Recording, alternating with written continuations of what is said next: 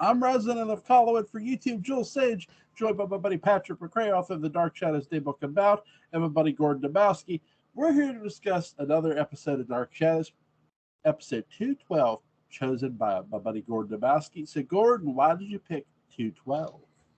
Well, let's see. Part of it is I chose it because part of it's a very obvious choice, but I think it shows a very sharp change in the show. It's not just the introduction of Barnabas Collins. I think what you see is a lot of mythology put into this, and it does a couple of things really well. I mean, the ultimate highlight is Frid's speech at the end, but But I think, the first five Barnabas episodes were written by Ron Sproat, from at least 211 to 215. So 211 is it's the cliff notes of everything that's going on, and Barnabas comes in. Here we see Barnabas. This episode does what a lot of soap operas do: is how do you introduce a new character and get to know them? You see the relationships with other people and how they behave. And I think what Sproat does is he uses this as a way to. He doesn't change the characters so much as he gives them a new context. And you see how they react with this new element. With Elizabeth, he's very courtly. And, you can tell that he's kind of playing up to her, that kind of Collins esprit de corps, so to speak. With Vicky, he's charming and a little fictitious, where he says, Victoria, why would you not call yourself Victoria? Why should I settle for Vicky? Victoria is a beautiful name. I mean, even with David, David, this is not the same kid who broke his father, who cut his father's bleeder valve so early on. He's no longer that evil, malevolent kid. He's basically the kid who sees ghosts. And, in this arc, Roger kind of gets recontextualized a little bit. They're not changed. It's just kind of, I think Sproat, it would not surprise me if Sproat looked over the Shadows in the Wall proposal and looked at some of the scripts of the past episodes and said, you know what, we've kind of been all over the place. So here's where I think the show really starts to develop okay, this is what we can start doing now. It's not the full-on supernatural 461. It's kind of okay, we can either freak out and go all out and risk everything in introducing this vampire, or we can really take it methodical and slow. And then again, of course, at the end is the Barnabas speech. And I love it for a couple of reasons. As written, so if you take the performance out and just look at the text, you could easily interpret that as a revenge speech. So Frid could have delivered it like this. I was at Collins. Why didn't you protect me? Where were you when I was turned into something that even my own father loathed? If his ghost is here with yours, tell him I've come home. I claim this house as mine. And whatever power you or he may have has ended. I'm free now and alive. The chains with which he bound me are broken. And I've returned to live the life I never had, whatever that may turn out to be. But Frid doesn't. What he does is when he's talking about, I'm free, there is joy and relief and a real sense of, I am here. And Frid is also owning this role.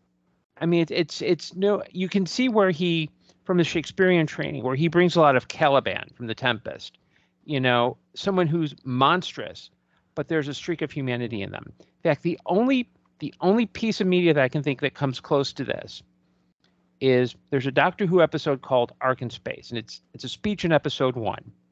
And Tom Baker and his two companions, it's a three-hander where they're going through. And Tom Baker's in this huge spaceship, and he throws his arms up and he says, Homo sapiens. What an indomitable species. And he's talking about how they're ready to outsit eternity.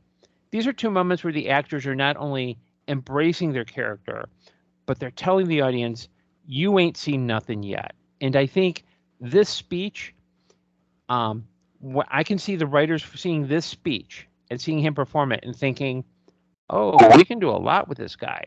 They're not going to do the he's evil, but he's pretending to be good. It's they can really play with the conflict of he is monstrous, but in his heart, he's a halfway decent individual. Like he'll lock a woman who he thinks is his reincarnated, fiance. I mean, dudes are gonna dude, but I think there's a real. I think Frid really takes the role, and now I cement it. But I think this really sets the tone for how we perceive Barnabas and how his character runs throughout the show. I think you're right. Well, that speech, I think, is one of the most revolutionary speeches, and it could be because of how Frid delivered it. Very much so, as they weren't planning on, what the series became. I think it's incredibly revolutionary. I am amazed at what they pulled off with it. That he really does come across as very sympathetic, and that he is a viable character with a woman's wants and needs and so on, and that is I think that, as much as anything, really sold Dark Shadows. Yeah. To me, Jonathan Frid as Barnabas is everything. I mean, the Dark Shadows that you remember Dark Shadows being. I mean, here's this guy. You knew he was a vampire. You knew he was the vampire when he walked in the door. By the time I'd seen Dark Shadows, I'd seen Bela Lugosi, I'd seen Christopher Lee. So here's this vampire who's walking into the door. He says he's the descendant of Barnabas Collins. Really, he's the guy in the portrait. He is the original Barnabas Collins, which is really cool. I like that you have this deception going on, but it's not a complete deception. Yes, he is a Collins, no doubt about it. But there's a partial deception there, and he's making what I call the tour of he's going to Collinwood. He sees Elizabeth. He talks to her. He talks to Victoria. Then he goes to the old house. David mistakes him for a ghost, which I like. And he tells him about Josette. If you're a Collins, she'd help you. And, David goes back and he says about how he saw Barnabas at the old house. And David, when he goes, I love how they do this. David goes to the portrait and says, he looks nothing, he's nothing like the Barnabas in the portrait. And Vicky's like, of course he is. And David goes, no, this Barnabas looks like he's angry. My cousin Barnabas at the old house looks like he lost something. And which I love David Hennessy. David Hennessy steals this episode. Yeah. The exact line, he looks more sad than angry. Yeah, he looks, right, sorry. He looks more sad than angry. Yeah, and I love how Frid, another actor would probably have done the okay, I'm going to be super confident and have that show with the other actors, but then turn to the camera and have the puppy dog face. Yeah. And the fact that he's able to navigate, and you see the threads of sadness, and you see that melancholy, and when he lies and says oh, I heard stories of Collinwood when I was young, it never feels like it's a put on. Another actor said, I lived in Collinwood and I heard stories, and I was enjoying tea with my wife, the lovely Morgan Fairchild. There isn't that sense of, you can tell there's an almost perfect match, and I'm sure Frid was thinking, hey, 13 weeks, I'm out, I'm teaching. He didn't have to put that much effort into it. He could have just done basic, but I think it shows the level of care and skill and the love of acting where you see everything in this episode. And like you could see, episode 11 finishes with Frid saying, "Tell her it's Barnabas Collins," where it's kind of like that punctuation, but you need that for your beginning of the week, intro. And I think here you see now in 2023, we know where it's going to go. But back then, it really has that hint of, I want to watch this guy. Yeah. And you can easily see why he became the focus, because even if he's doing all that evil stuff to Maggie Evans, you just can't see him. You just can't see him getting staked. Or someone like, say, Barry Atwater in The Night Stalker. Yeah, you want to stake that guy. In fact, you want to have multiple stakes. You just keep doing it and doing it and doing it, Yeah. It's the same, like when you see John Carradine as Dracula and Bill the Kid versus Dracula, you want to see him stay. This vampire you don't. And you don't because, not just because of the writing, but because of what Frid does in this episode. It didn't take me going back in the past to feel sorry for Barnabas. Jonathan Frid made me feel sorry for Barnabas when he talked to Josette's portrait. There are many things to walk away from. Number one, this is now the second character that knew Josette. The first was the Phoenix, was Laura. Now this is the second character. So we now have two characters who knew Josette when she was alive, which is like, holy shit, awesome. So it's like, okay, are we now going to get more about this ghost who we saw come out of a portrait how many episodes ago? And the answer is yes, though they didn't know it at the time. But the answer is yes, we're going to get more about her as a person, which is great. Because Josette as a person, when you see Josette at Jeremiah's grave, you get who she really is. Like, you get why she's so humble and why she's that character. You sort of, I don't want to say you see her as a ghost in the cemetery, but you see that she was humble as a person and why she's so humble as a ghost. With this, with him talking to Josette's portrait, it's not a threat. It's not a demand. He feels I get the sense that Jonathan Frid's Barnabas is going through a lot of emotion. He feels hurt. He feels relieved. He's happy to be out of his coffin that he was chained in for almost 100+ years, and he is going to live the life that he never got to live.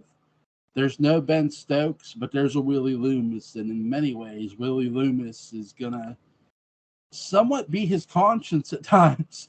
So that's saying but I think in this regard, and I think I can be accurate in saying Willie Loomis is the dollar store cosplay Ben Loomis, Ben Stokes. You know what I mean? Yeah, definitely. I mean, Willie Loomis needs to keep Ben Stokes' name out of his darn mouth. You know what I'm saying? Yeah, I know exactly what you're saying, and it's accurate. Well, remember, too, to Barnabas, this is all deja vu to him. I think the biggest thing, too, is he's looking at Elizabeth like Naomi. He's not calling her Naomi, but he's looking at her like Naomi. He's looking at Roger like Joshua, though he's not treating him like Joshua. Victoria, okay, he's sort of looking at her not quite like a servant, because he can't act like this is 1795 to him, but he's sort of looking at the characters who are most familiar to him and sort of looking at them in that light. But he's with Willie Loomis, though you're right, Willie's no Ben Stokes. There's a key moment though before Barnabas goes down into the cellar to go after Maggie, to go to kill her. Willie's talking to him. Here's a guy he's hit with a cane a lot and has had no problem telling Willie what to do and when to do it. And yet he's choosing to listen to Willie Loomis, because I think a part of him, though it's John Carlin and it is Willie Loomis, he somewhat hears Ben's voice. And I do get that sense once you go back to 1795, when you start seeing Ben Stokes and listening to Thayer David, you sort of somewhat hear John Carlin's Willie Loomis in a sense. Yeah, absolutely. It's really, this is what makes Dark Shadows so great, because you see a lot of mirror imaging of characters, though they're not the same as that character, but you see why Barnabas sort of was listening to Willie. You get why he was listening to him talk. And then when Maggie is presumed dead or is announced dead, and Barnabas realizes, oh, I messed up really bad, Willie Loomis says, Barnabas, we killed that girl. I'm expecting him to turn around and clock him. He doesn't, because why? This is what Ben would do. Mm-hmm. You know, it's really great. Go ahead. I'm sorry.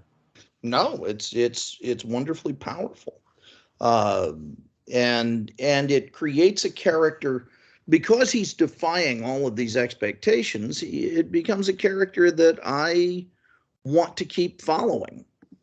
Mm-hmm. You know. Yeah, and it's funny how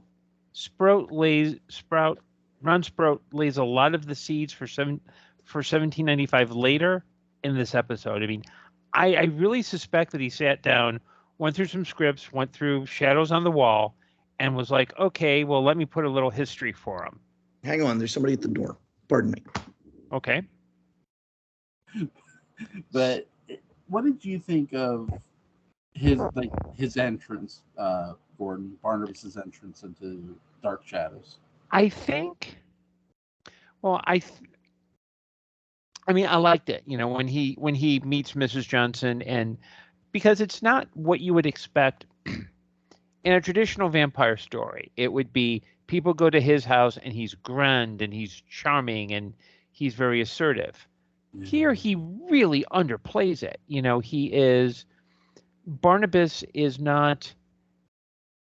It would have been tempting. Anyone else would have played him as a schemer, as a kind of, you know, okay, I'm going to insinuate my way.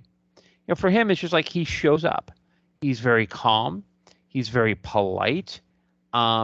You would think that a character like that would want to really dig his way into the family.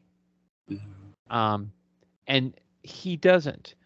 Part of it is we kind of learn, okay, he wants to stay at the old house, and we know why he wants to be in the old house. I think it also helps that because he's not, I think it's also the situation of the show.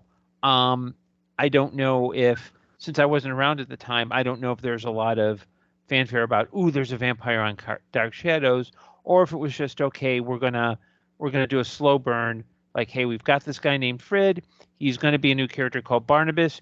You're really going to like him, and throw him out there. So it's very minimal fanfare, but the emphasis is on his acting and performance. It's not on, ooh, there's a vampire.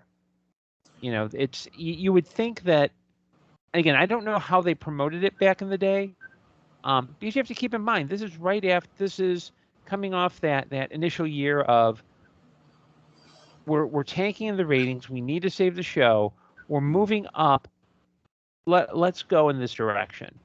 So I don't know, and you would think that they kind of, you know, the logical thing would be to really start cranking it up.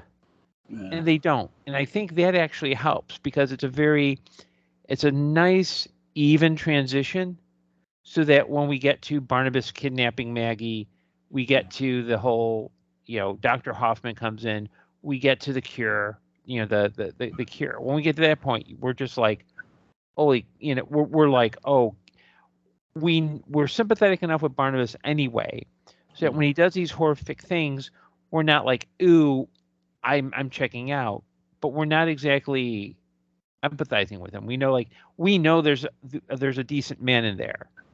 It's just that he's got a horrific curse to him. I think too, like, his arrival is so good. Keep in mind, like, most of the Dark Shadows characters we're seeing just come in the house. They don't knock on the door. Here we have a visitor, and we haven't had one of those in in a while. So when then there's this knock on the door, and I love how Mr. Jones said, "No one hangs up a fin around here." And when she opens the door, and she's like, the look on Clarice Blackburn's face is so good. Yeah, and you also keep in mind the major storyline that was going on at this time is the whole Jason McGuire blackmailing Elizabeth. So it does kind of make sense that you're going to put that on pause just a little bit. Yeah. Because once you introduce Barnabas, then you kick into there's a vampire at Collinwood, and then you got to Elizabeth's got to deal with Jason McGuire and his phony ass Irish accent, and I'm sure Elizabeth thinking, Jason McGuire looks an awful lot like Paul. I wonder if there's some kind of weird. I wonder if Paul is like trolling me. Maybe he wants some of this Elizabeth Collins Stoddard booty, but he just can't have it. No, you can't have this jelly, Paul. I'm sorry, Patrick. I'm sorry. I sure you had to walk in on that. No. It's thoughts I've had many times. I think too, you're right. They do put a pause on the Jason McGuire storyline, but what keeps it going too, in a sense, with Barnabas is the search for Willie.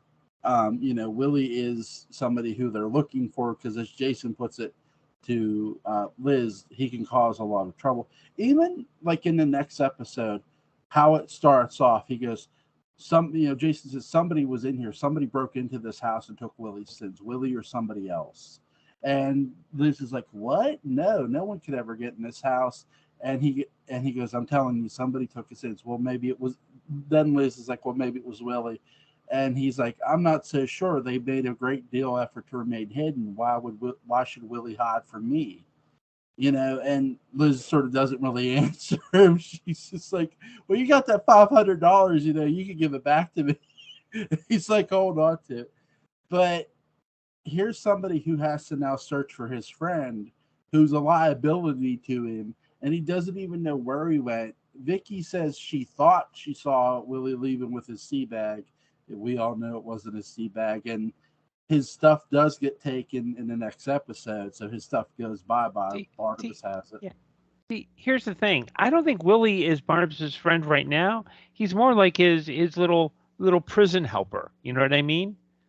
He's basically a food source. I mean, Barnabas probably is turning to Willie with, hey, look, here's a chicken leg, KFC, 11 herbs and spices. Mm-hmm.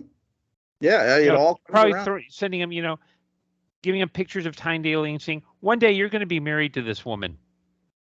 So live it up now. Mm-hmm.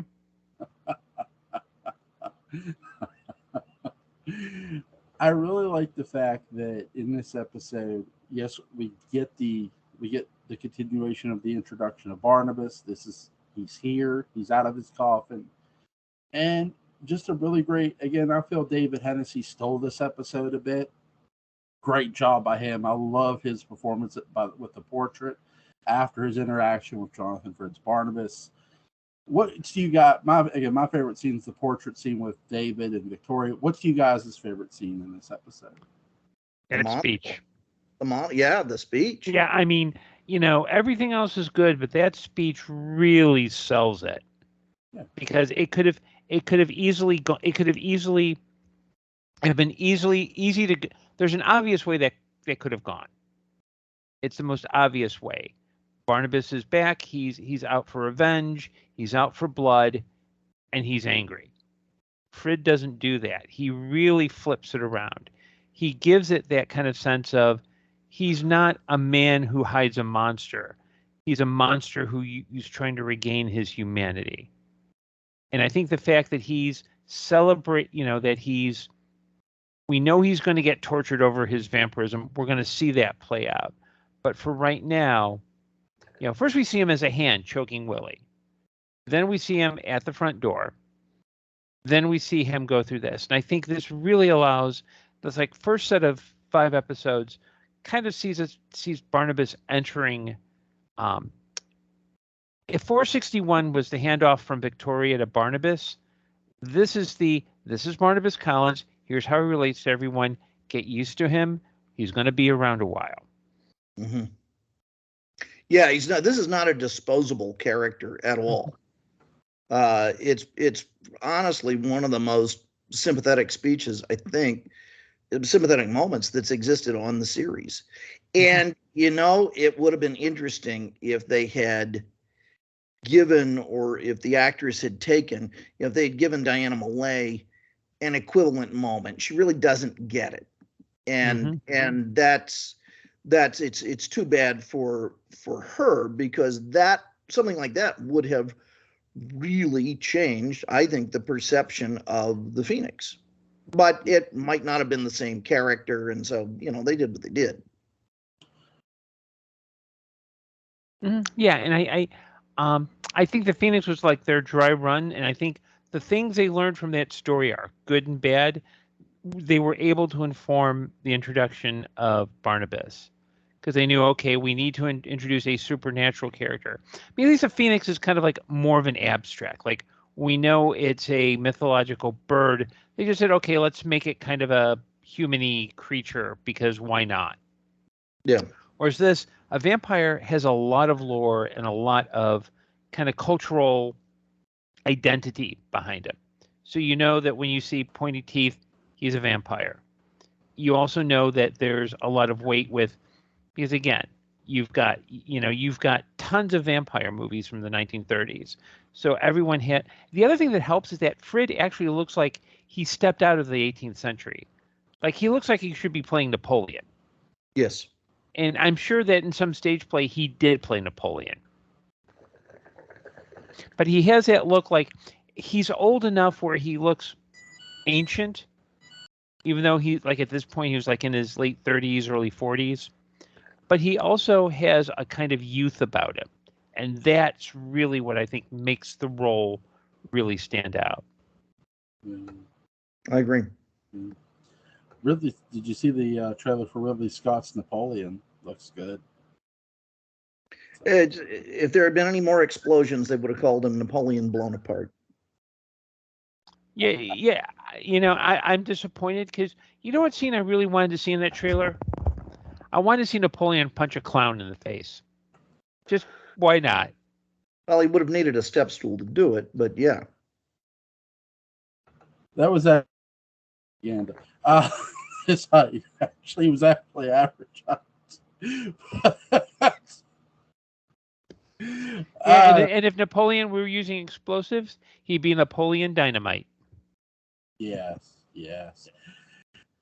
I don't have an episode for you guys, but how about we start a whole new series just to humor me? I've been wanting to do the series with Patrick, but we could all do it together. It's called Masters of Disguise, and we're going to start with the Phoenix.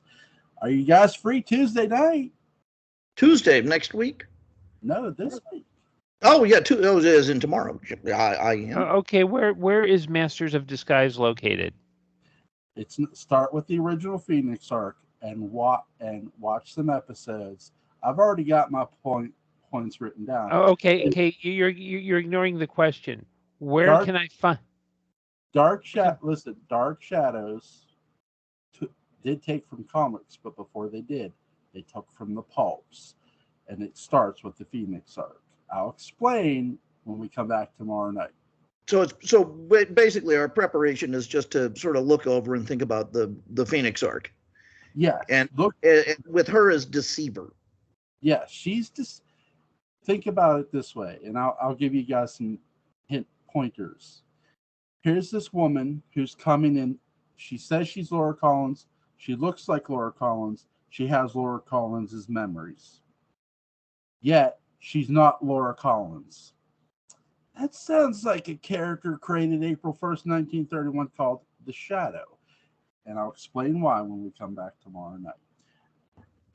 Okay, so that means I should bring this, because I have a sense we're going to be doing another reading from this, Jewel. I'm serious. Go on the line. I will read this, and Patrick, you can leave. You can actually leave the room, because you should not be punished. You should be spared. You're a good, decent human being. But Jewel, I'm serious. I will read this entire book. Lord. I will risk a You copyright strike boys. on YouTube. You boys. Well, it's James Patterson. I mean, I'm sure nobody read that book anyway, so no one's gonna care. Okay, chapter 26. You called my Oh, bluff. Christ, here we go. Yeah, I think it sounds like fun, Jewel. I'm in. Well, I've been wanting to do this series, like, because to me, you have these characters who are posing as somebody that they're actually not. The Phoenix, Barnabas, in a sense, Cassandra,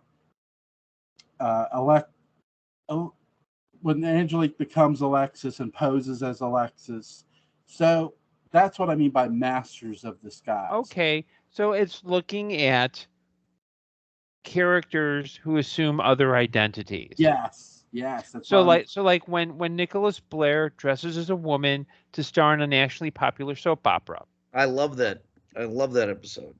Yeah, I mean, it's one of my favorites. Or when Jeb kind of puts on a Batman outfit and starts fighting crime in Collinsport. That's classic. We all love that arc. Exactly. Chris Pennock would make a great Bruce Wayne, and I will fight you. Christopher Pennock would have made a great Captain America. And now he's okay. Now he's my choice for Hawkeye.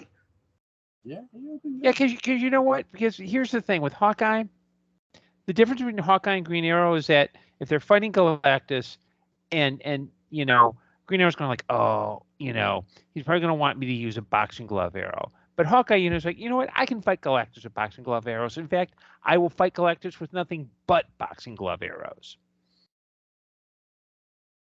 Yes, it's true. You know who made a great Wolverine, don't you? John Carlin. Hey, see, I think Clint Howard. Clint Howard as Wolverine. I was thinking Clarice Blackburn. She's kind of wiry. Snick.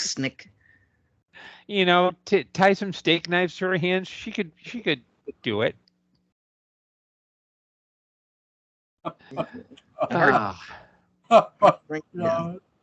All right, listen. Links to the Dark Shadow Staple About is going to be in the description box. Links to Gordon Dymowski's Amazon page is going to be in the description box. And my sanity is nowhere to be found. So, gentlemen, first of all, guys, thank you so much. Is 11 o'clock tomorrow night good for you guys? It'll work for me. Okay. It'll work for me. Okay, so I'll see you guys tomorrow night, 11. Masters of Disguise. We're going to discuss the Phoenix first. I'll see you guys tomorrow night. Have a great night, guys. You too.